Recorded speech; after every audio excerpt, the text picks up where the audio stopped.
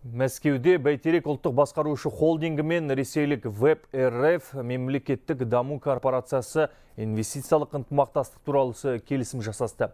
Тиісті құжатқа аталған мекемелер басшылары Айдар Әріпханов пен Игорь Шувалов қол қойды.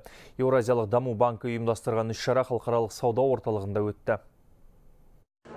Бәйтерек ұлттық басқарушы холдингі мен Ресейдің Web.рф мемлекеттік даму институты бірлескен инвестициялық жобаларды іске асыру мен Қазақстанда синдикатталған несие беру жағын дамытуға келісті. Мы сейчас вносим поправки в ряд законодательных актов. Синдикатталған қаржыландыруға қатысты бірқатар заңнамалық актілерге түзетулер енгізіп жатырмыз. Яғни бұрын қандай да бір ірі банк өз жобасына ауқымдылығы мен тәуекелінің көп болуына байланысты, оны Қазақстанда жалғыз өзі жүзеге асыра алмаса, енді мұндай мүмкіндік бір банкке емес, банктердің синдикатына берілмек.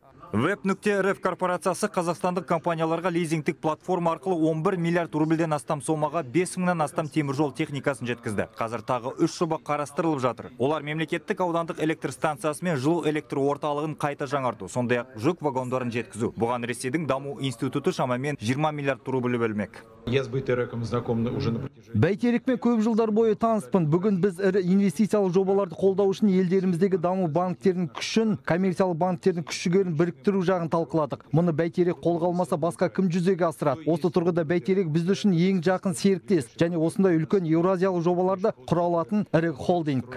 Бұдан бөлек бірінші Еуразиялық конгресс аясында Қазақстан даму банкі 2 стратегиялық құжатқа қол қойды. Оның бір Еуразиялық даму банкінің 5 миллиард 700 миллион рубль көлемінде кредит желісін беретін жөніндегі келісім болса, екіншісі Web ЕАБР Беларусь пен Қазақстанның даму банктері арасындағы ынтымақтастық туралы меморандум. Ғани Мұқашұлы, Хабар 24, Ресей.